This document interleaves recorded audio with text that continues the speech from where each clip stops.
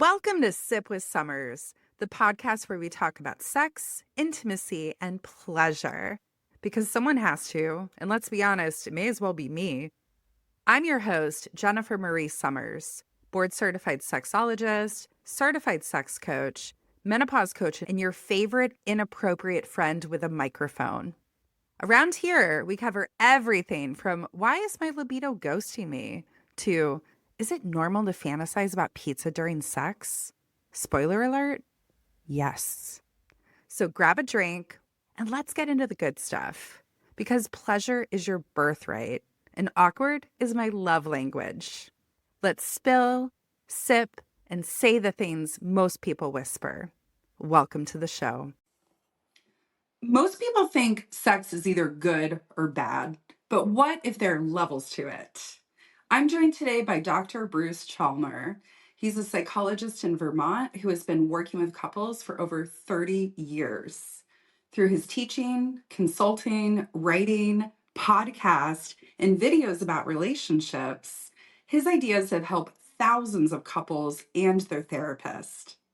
Dr. Chalmer is the author of 3 books: Betrayal and Forgiveness, How to Navigate the Turmoil and Learn to Trust Again.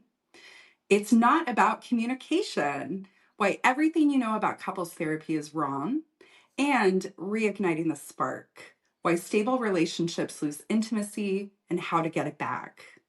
With his wife, educator Judy Alexander, Dr. Chalmer hosts the Couples Therapy in 7 Words podcast. Welcome to the show, Dr. Bruce. So Thank excited to you. have you here. Thank you very much. Delighted to be here. Yeah, so I want to dive right into it. Let's start simple. When you say sex, what exactly do you mean? What is that? Yeah, that's great question. That's when I've written about that. I'll usually in the title, I'll just say sex, good sex, and sacred sex. But when I say sex, I'll sometimes say plain old sex. So what is that Mm-hmm. supposed to mean? My simple answer to that is anything you think it is. So in other words, it's not just intercourse, which a lot of people will Mm-hmm. say, we were playing around, but we didn't have sex. It depends on what you mean by sex.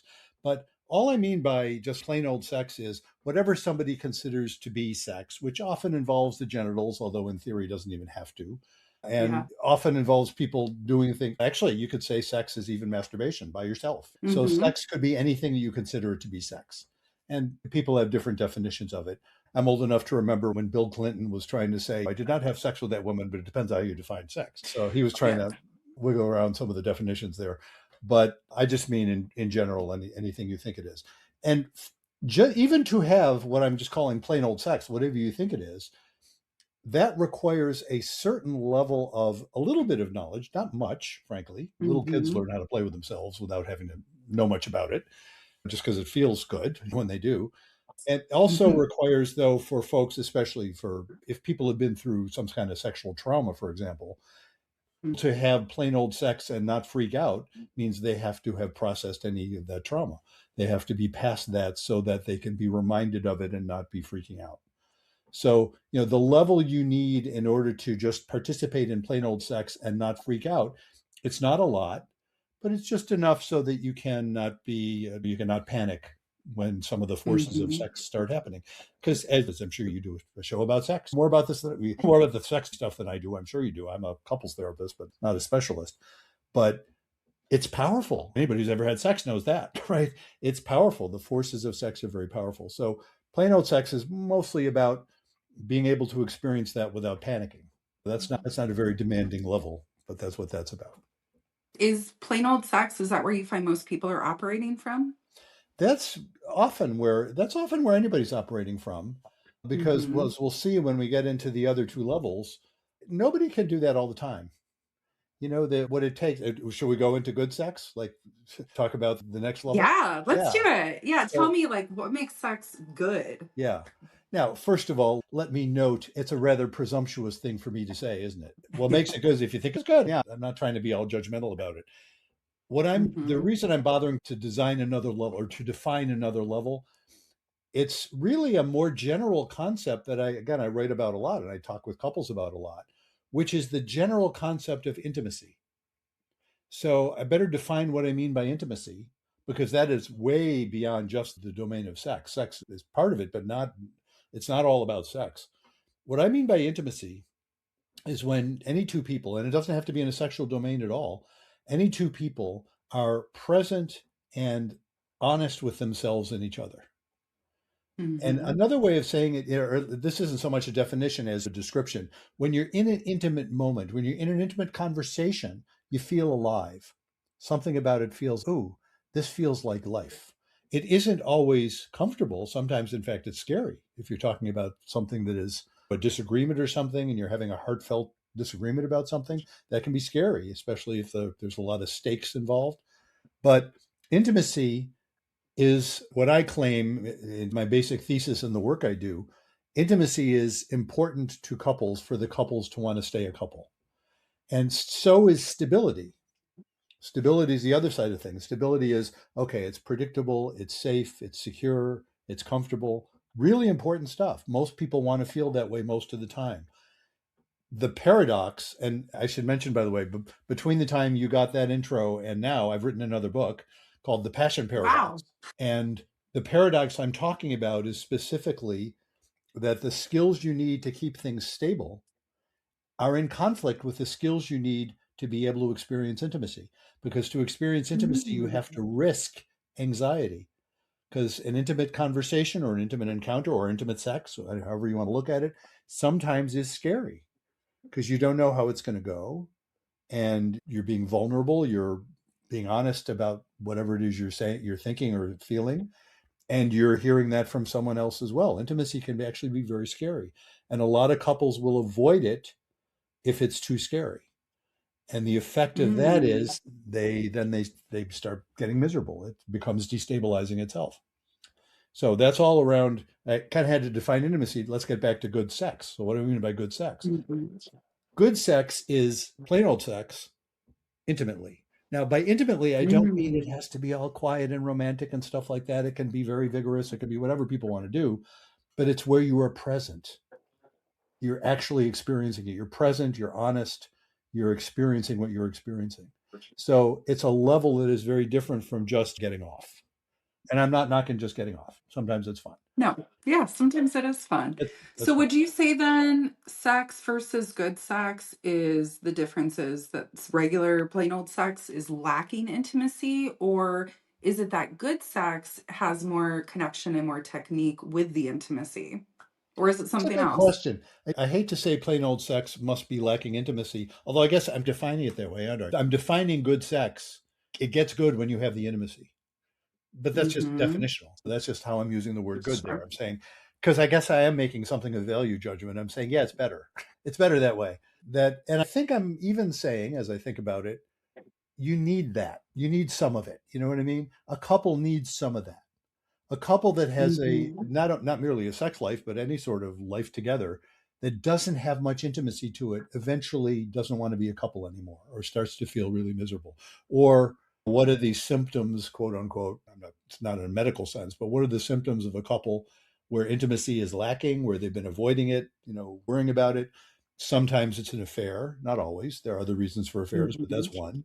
Sometimes it's a sudden, somebody just blindsides the other and says, I'm out of here without any. Sometimes they argue about everything and nothing because they're too scared to actually talk to each other. And so everything turns into an argument because the arguing, getting mad protects them from actually being intimate, from actually being honest with each other. All of those things are possibilities in a couple that's not experiencing intimacy. So I guess with respect to a couple's sex life, they need some intimate sex too. They need some intimacy in general, and that extends into sex. And I think when it does extend into sex, the reason I call it good is I do think it's better. It's deeper, it's more involving. Where do you think the communication fits in with that, or with good sex, or doesn't fit in, Oh, it maybe? does. Yeah, it absolutely does. Yeah, one of the things inherent in being able to be intimate at all is the willingness to say what you want to say. And again, I'm not saying say what you want to say without regard to the other person, or I'm not saying be a jerk about it, but I'm just saying Yeah. anybody, and it's especially true in sex, to be able to tell your partner, ooh, would you please go slower? Or would you please touch me differently than you are now touching me? And for the partner to be able to hear that and not freak out.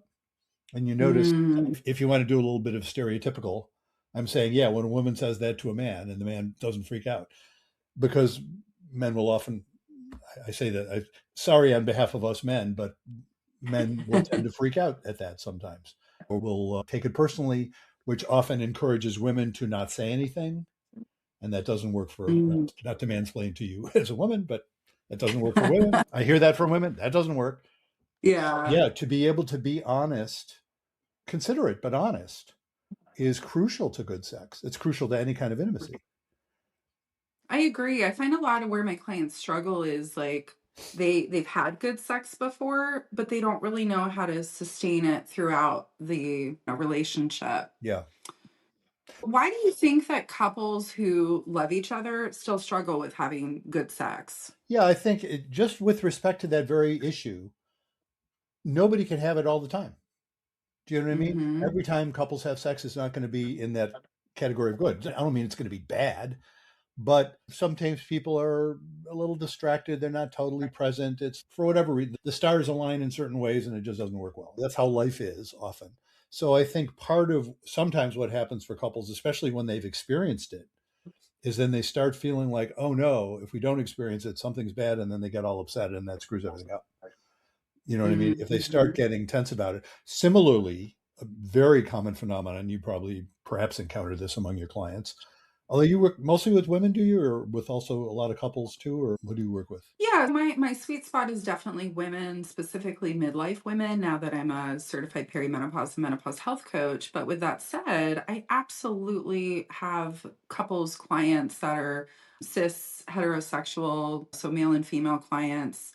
And these topics come up a lot. I Yeah. think everybody watches movies and we see the couples kissing, and then 1 minute later, they're like having these mind blowing orgasms. Yes, yes. And especially because we are not taught about these things growing up, people watch this and they think, or they watch porn and they think that's what sex is supposed to be. And Yep. when it doesn't work for them that way, then they think they're broken or something's wrong with them or it's just not for them. Yeah. And similar phenomena.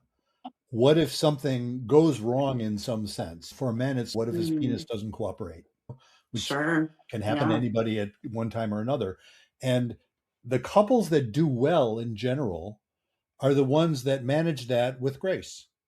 And even something Mm. even simpler, which is, I claim, just inevitable if you're with anybody long enough, any couple that's together for any length of time will experience the moment when one of them wants to get it on and the other doesn't. Just something as simple as that. So, not in the mood, one or the other.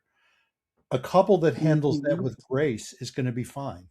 And all I mean by grace is the one receiving the no is gracious about it and not punitive about it and just is disappointed because, if somebody says no to you, you wanted them. The desire was there. So it's one of those great ironies. If somebody's turning down someone for sex, they will often say, I'm glad, again, I'll gender it. So it's the woman saying no, though of course it isn't always.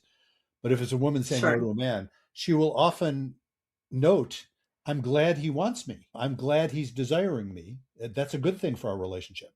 Ain't going to happen right now because I'm just, for whatever reason, name any of a zillion different reasons, somebody might not be in the mood. If the guy is not a jerk about that, or the other way around, could be the woman, either one, whatever. If the person getting the no is not a jerk about it, they're going to be okay. And if the person delivering the no is gracious about it and say, hey, not going to happen now, but hey, next time's going to be epic. Or I still want you, but hey, not going to happen. Just something, letting down easy and receiving it easy. The couple's going to be fine. Firstly, and I hear this from so many couples over the years. I'm thinking of one in particular I met a few years ago where it was on, and they were, I think they were older relatively when they were getting married. These are not young folks. I think they were like 50 and 46 or something like some numbers like that. And on their wedding night, she didn't want to have sex with him.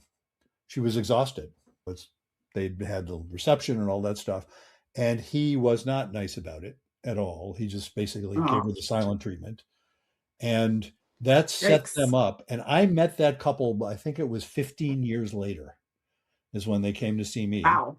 About some other stuff that had been happening. But that was an iconic story in their relationship. And it was hard for them. They had to get by that. They had to process that trauma in the relationship for them to be okay. So getting back to the whole point about communication, it's really important that it's in spite of the fact that I wrote a book saying it's not about communication. What I meant by that is simply it's not about communication techniques. That's what I mean by that. Sure. It's about, but it is Hmm. about being willing to be honest, absolutely, and being willing to hear honesty. Of course, stuff goes wrong. People get older, and physically, the equipment doesn't operate the way it did when you were 20. That's the norm for both men and women.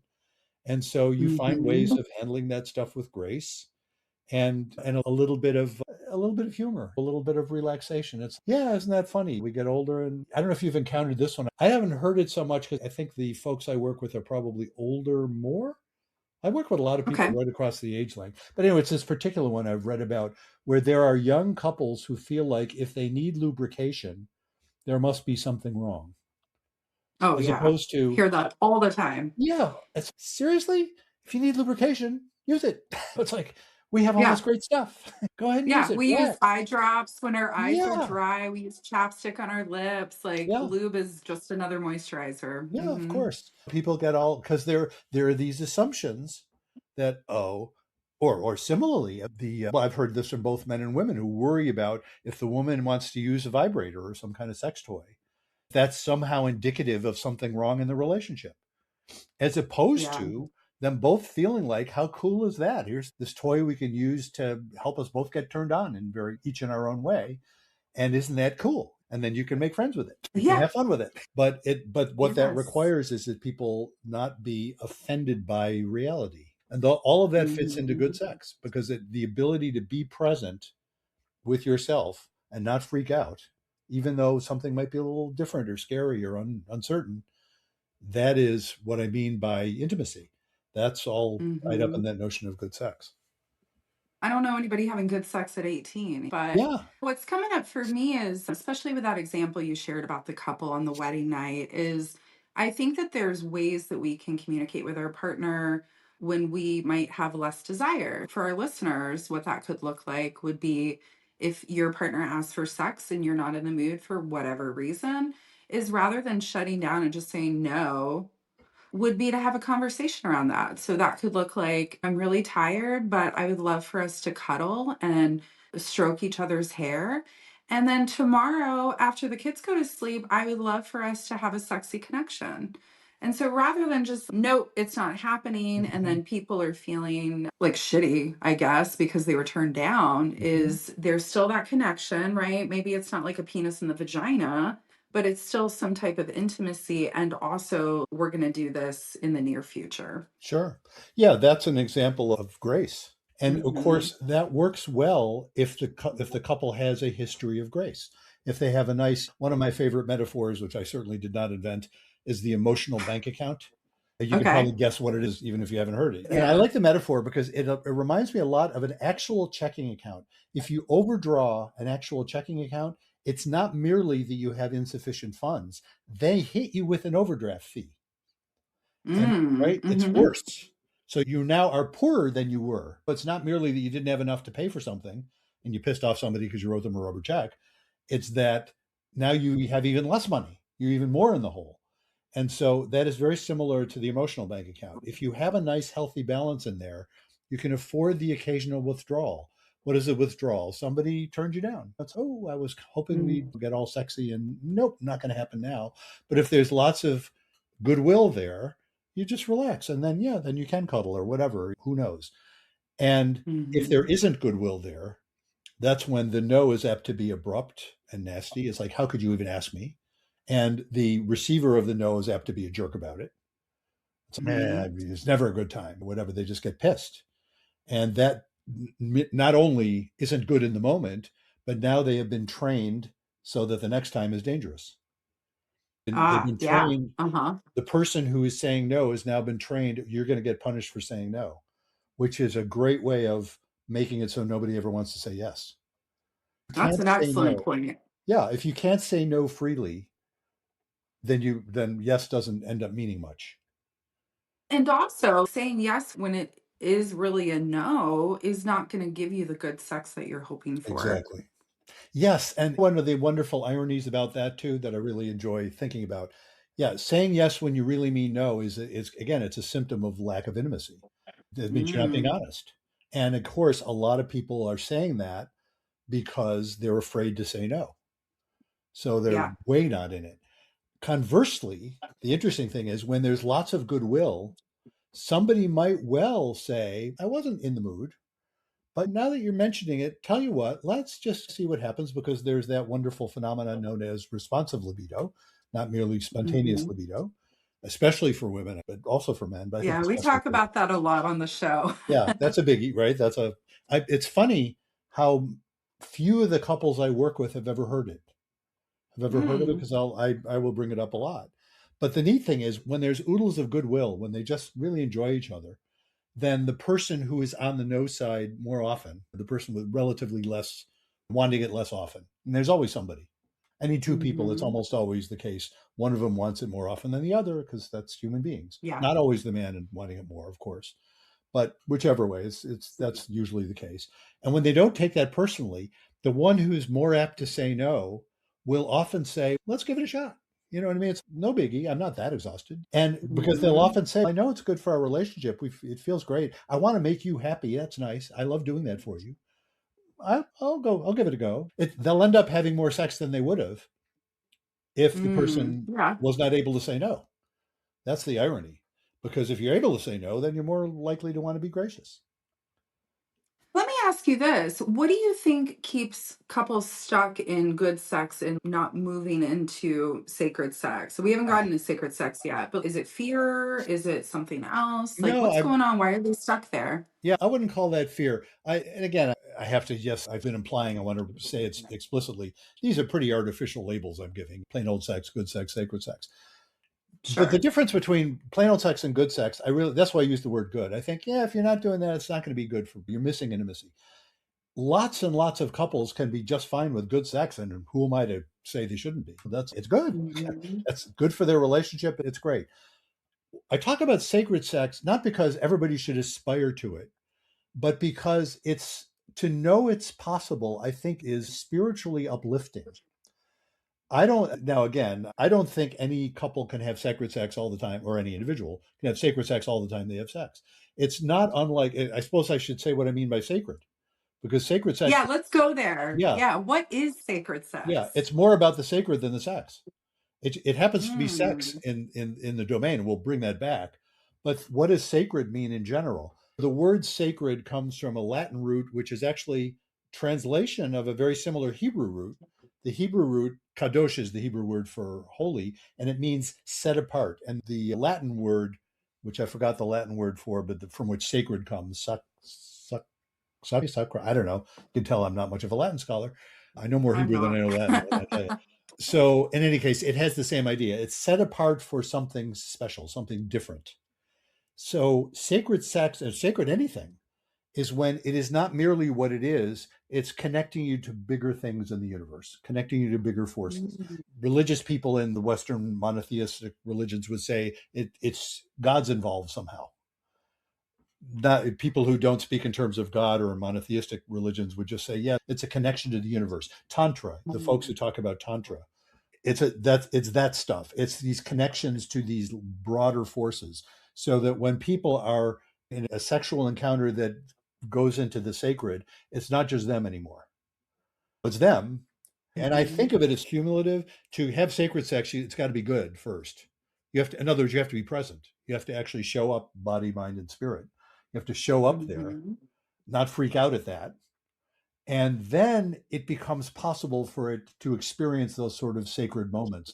And I liken it to any sort of spiritual discipline. Anybody who meditates and does a regular meditation practice, a regular prayer practice, what a regular practice does is it fertilizes the soil. It makes for a good setting where you might get these wonderful experiences of sacred. But I don't think you can just Mm. call them down at will. So sacred sex is where you do that in the sexual domain, so that Mhm. you're treating all of your experiences there as not merely the two of you, or if it's two people or even one person. It's not merely the person involved, it's connection to these much larger forces. Yeah, when I hear sacred sex, what comes up for me is this like the spirit self, that blue eternal flame that's burning inside of us. And I think that the spiritual and the sacred are what keeps us embodied. And in my experience, when we're embodied, when we're in our body, we're not stuck in our head. We're not thinking about all the things we need to do. Like we're feeling pleasure, we're breathing, we're connecting. But I'm curious, why do you think so few people experience sacred sex? I could make that more general. Why do so few people experience the sacred? And part of it, I Mm, think, is even the people who are well versed in those things don't experience peak experience all the time. I guess by definition of peak experience, it's a beautiful but relatively rare phenomenon. So you set up the conditions, and occasionally it happens, and it's life changing when it does. And I think that's true of sex as well. I think it's important to be careful not to set this up in such a way that it means that, oh no, you're failing if you don't achieve this peak level of sacred sex. I just think it's mm, nice to know it's mhm. possible to aspire to it, but don't feel bad if you're not always getting there, because I don't think anybody always gets there. Now, I don't know. Maybe there are folks who always get there, but I would doubt it. Yeah, tell us your secrets if that's you every single Yeah, time. exactly. Yeah. I don't think, I almost think it wouldn't be, then it wouldn't be, if it weren't different somehow from the usual, it wouldn't really be sacred. It's got to Yeah, be I'm there with different. you too, Dr. Yeah. Bruce. I agree. Yeah, it's kind of if it's always like the best every time, like you get to a point where you get used to it. Does sacred sex require people to tolerate anxiety or discomfort? Yeah. Yeah. Because that's why I say it's cumulative. Sacred sex requires that you be able to experience intimacy, which is my definition of good sex. Mhm.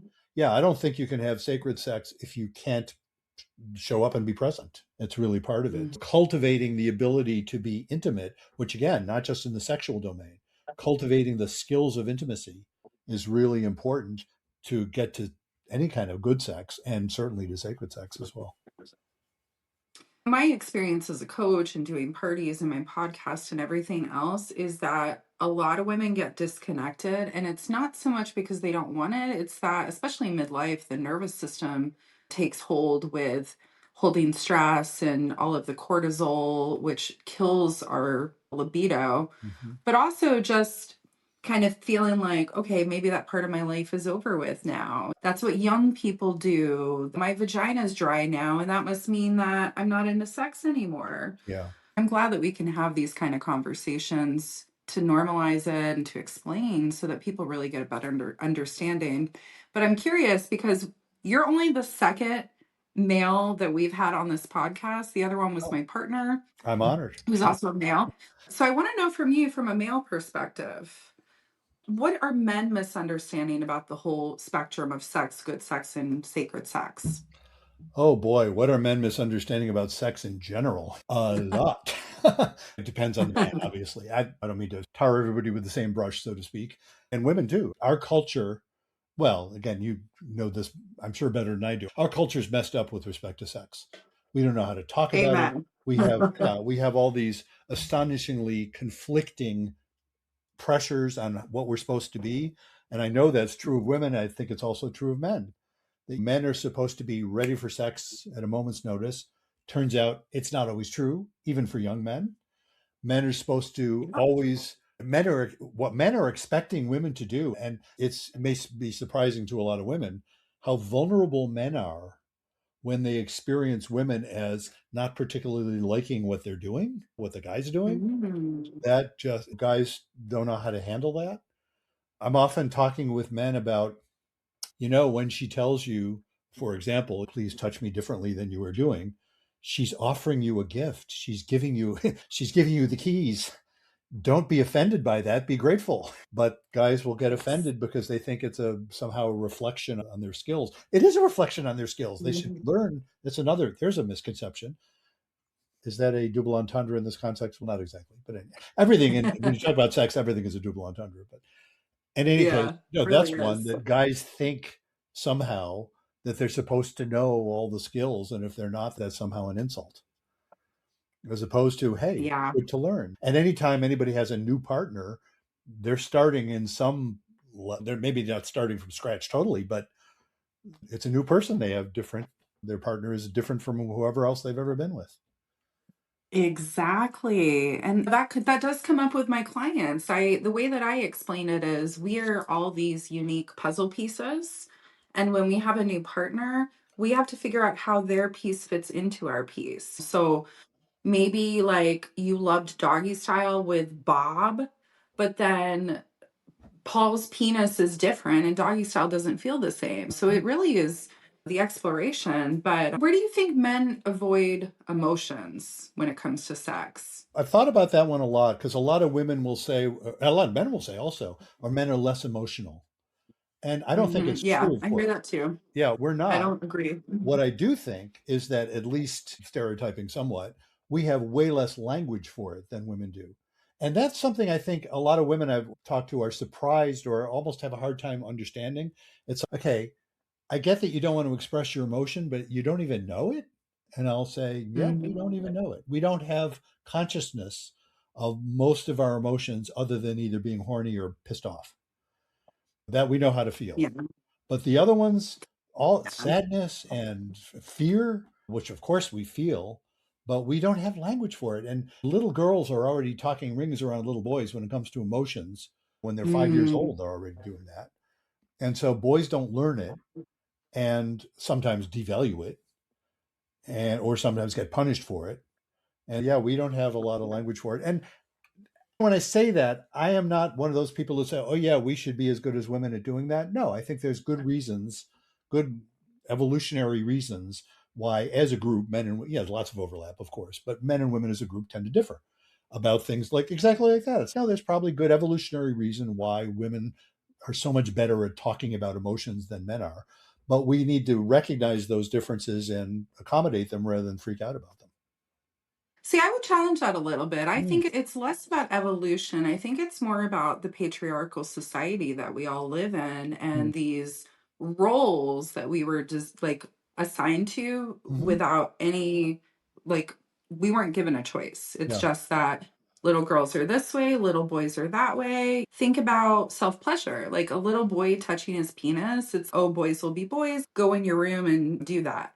But a little girl touching herself, it's that's dirty. You don't do that. Don't touch yourself there. Stay pure, stay sweet. Mhm. And then I think as adults, we get into okay, men are supposed to be the ones who initiate and they're like dominant and take control. And the women are going to be the ones who are sweet and just accept what they're giving.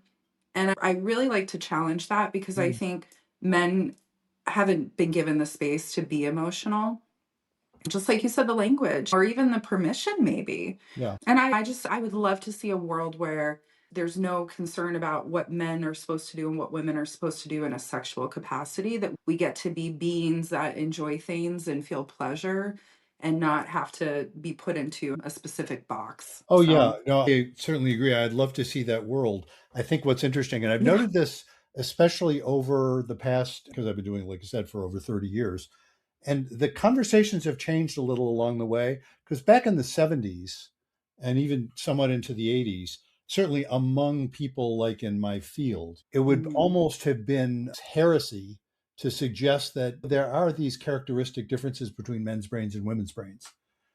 And that's the stuff that I'm saying is, yeah, there's good yeah, evolutionary reason for that. So, indeed, how much sure. of that leads to the patriarchy, I don't know.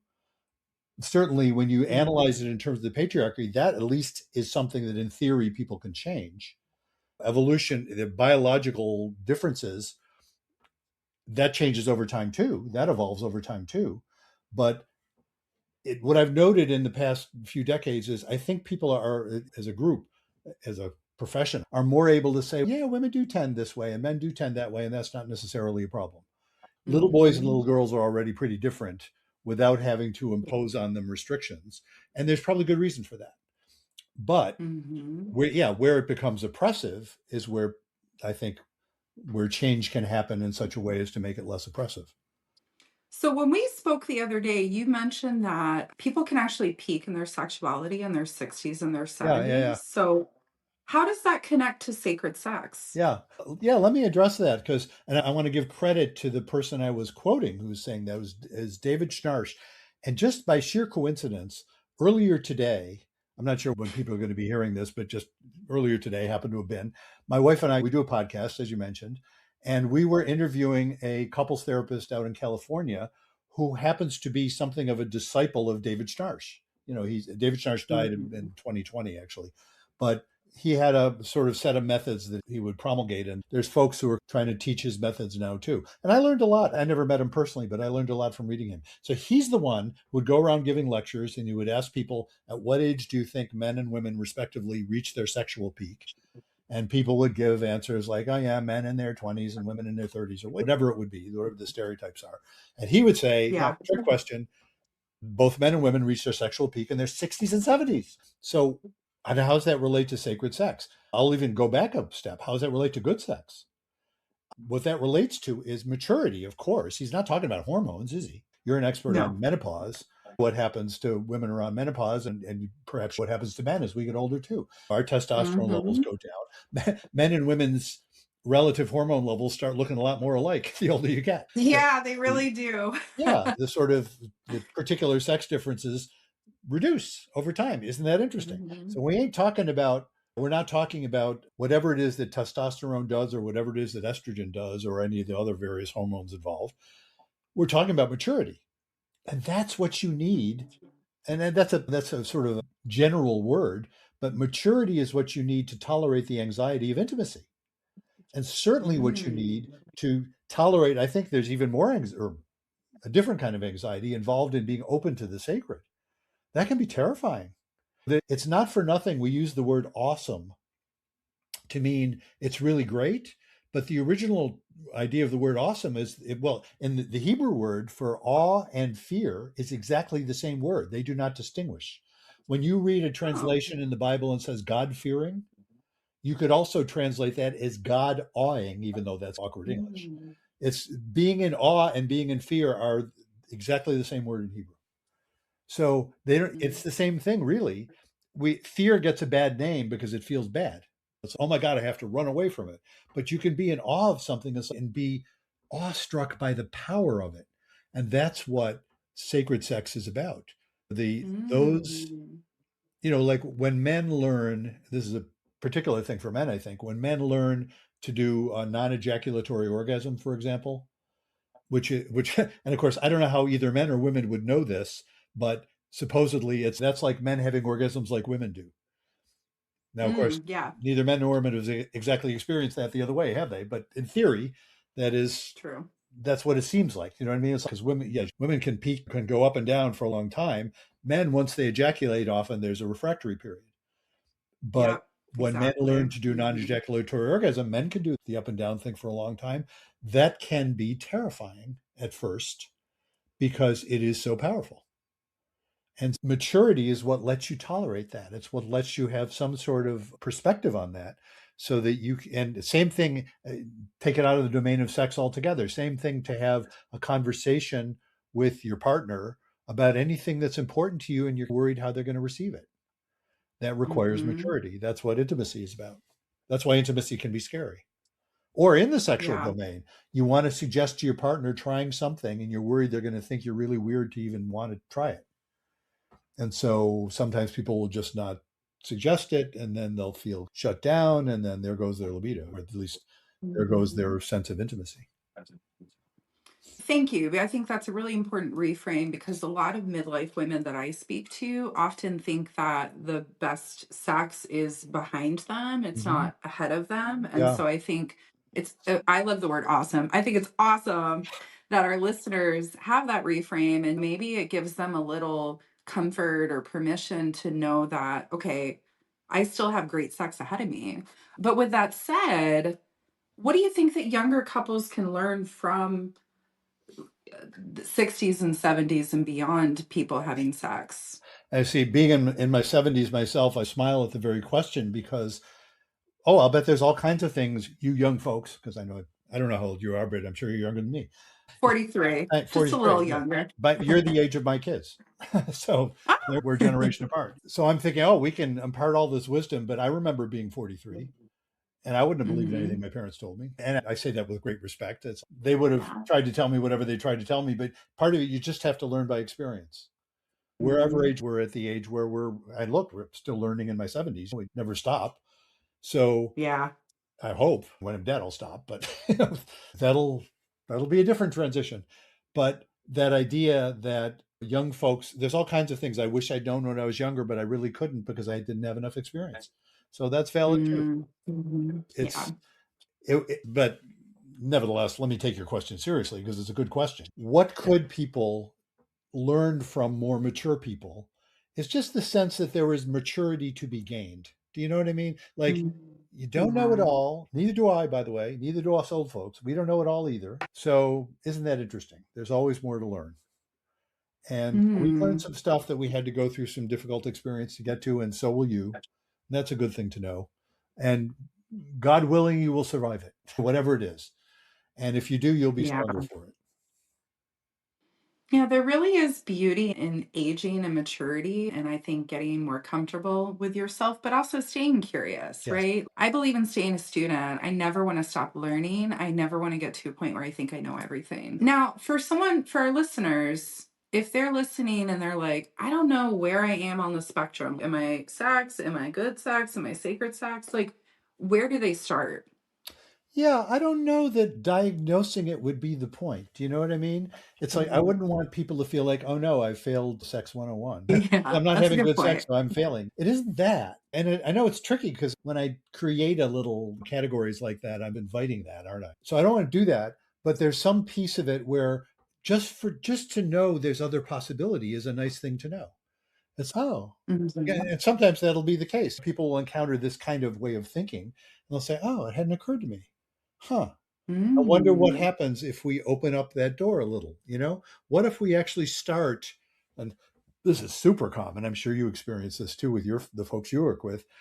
What if we just learn how to talk about it and say, you Yeah. know what, I'd really like to try, and I'm wondering about oral, and I'm not sure, and I'm a little worried, and maybe there's part of me that finds it a little disgusting, but I don't want to, and that sort of thing. What if you open up the conversation just to say, turns out regular old people can learn some new stuff that you might really enjoy learning. And that's true in any domain of life, but I think it's especially true in the sexual because people are often so afraid to talk about it. So just learning that much, that can open Mhm. up the door. And then you say, ooh, the more you learn how to show up in that way, the more you get into good sex, I think. And then, of course, Mhm. the sacred is it's just another step from that. Yeah, that's the best one, I think, but Yeah. they're all good. What is one shift you think that our listeners can make immediately to go from just increasing whatever sex they're having, whether it be regular, plain old sex, good sex, sacred sex, whatever? What's one shift that they could make immediately that's going to give them more pleasure and better sex in general, would you Yeah. say? Uh, it depends on where they're coming from, of course. For many Mhm. couples, a first step is to actually initiate a fearless conversation, even though they're afraid. You know what I mean? Initiate a Mhm. conversation in spite of the fear. Just initiate a conversation. It's like, let's talk about our sex life, not in some sense of it's a crisis, but just in some sense of I'm not sure I know what I want, even. I need to learn more Mm. about myself. Valid. What do you want? Maybe you do too. For a couple to be able to share that stuff, that's often a first step. And it often opens up possibilities for them. Is there anything you think couples should stop doing? Being jerks to each other. There's that. Yeah. All right. I talk about being gracious. Yeah, stop being ungracious. It is, but of course that's about maturity. That's just about maturity. That's about the sense of, okay, you've just been snippy toward me because you're not feeling great or something. And if I can actually take that with some grace and ask about it rather than snap back, stuff like that. Mhm. That would be Mhm. a good way to go. Yeah.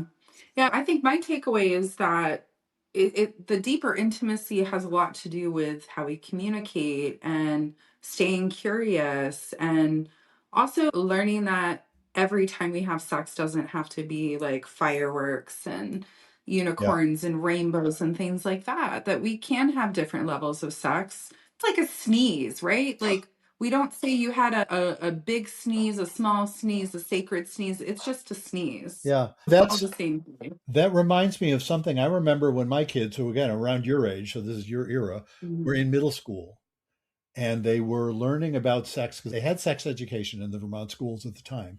But it was fascinating to me I was already a couples therapist over 30 years ago. And it was interesting because they would talk about sex. They would give them the anatomy and physiology, They would be very Yeah. explicit and say, this is what goes where, but there wouldn't be any soul to it. And one of the things they described in orgasm is they say like a sneeze. And I remember thinking, I get the connection in the sense of it feels like this, it takes over you. You can't, it's hard to stop a sneeze.